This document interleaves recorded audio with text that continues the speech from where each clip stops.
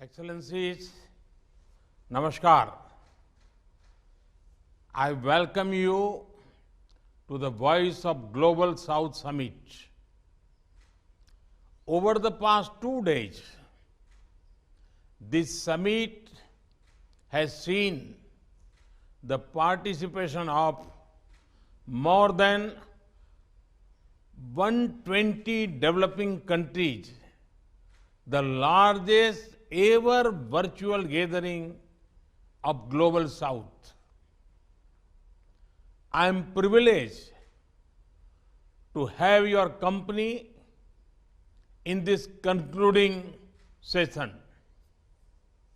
Excellencies, the last 3 years have been difficult, especially for us, developing nations. The challenges of the COVID pandemic, rising prices of fuel, fertilizer, and food grains, and increasing geopolitical tensions have impacted our development efforts. However, the start of a new year is a time for fresh hope. So let me first extend my good wishes to all of you for a happy, healthy, peaceful, secure, and successful 2023. Excellencies, we all appreciate the principle of globalization. India's philosophy has always seen the world as one family.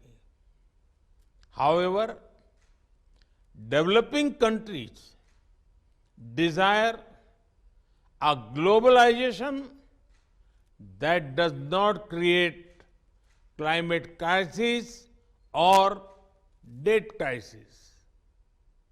We want a globalization that does not lead to unequal distribution of vaccines or over-concentrated global supply chains. We want a globalization that brings prosperity and well-being to humanity as a whole. In short, we want a human-centric globalization. Excellencies, we developing countries are also concerned about the increasing fragmentation of the international landscape. These geopolitical tensions distracts us from focusing on our development priorities. They cause sharp swings in international prices of food, fuel, fertilizer, and other commodities.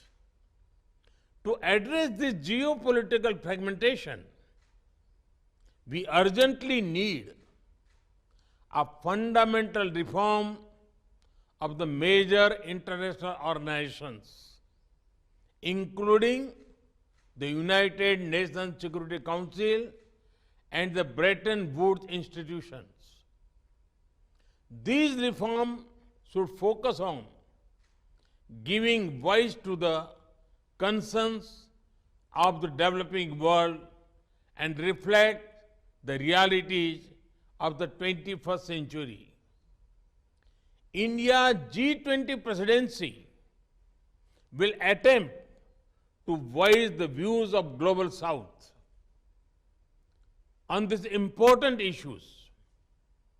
Excellencies, in these development partnerships, India's approach has been consultative, outcome-oriented, demand-driven, people-centric, and respectful of the sovereignty of partner countries.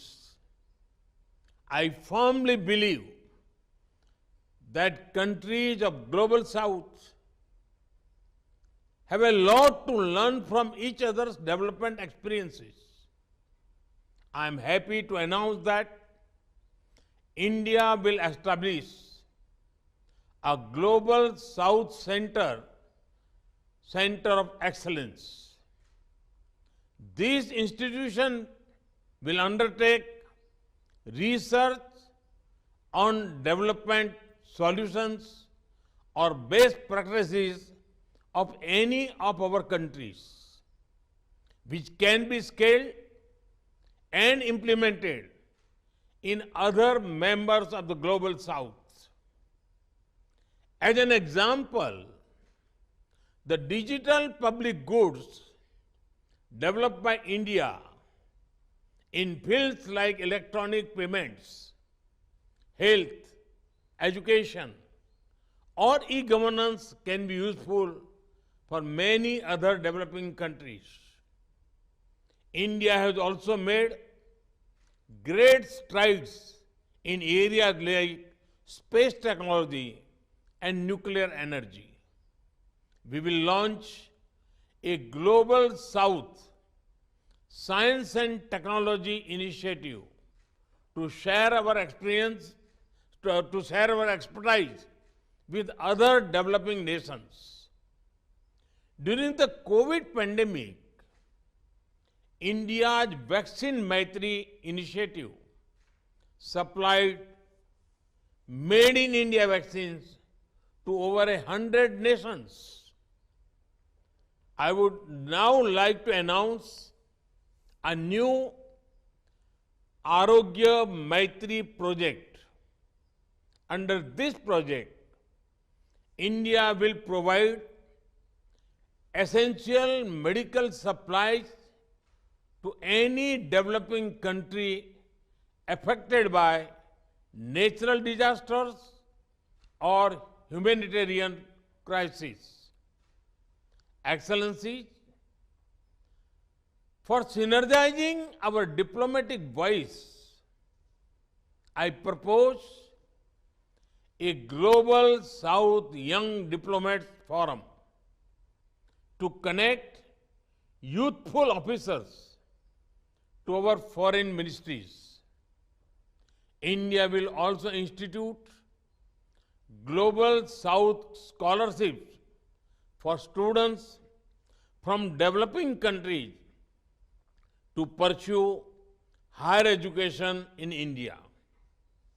Excellencies, the theme of today's session is inspired by the ancient wisdom of India.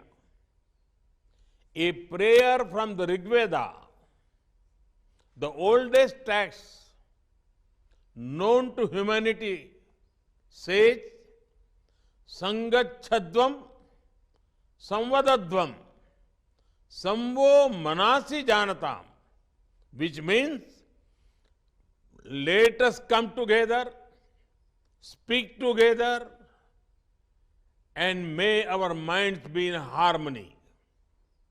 Or in other words, unity of voice, unity of purpose. In this spirit, I look forward to listening to your views and suggestions.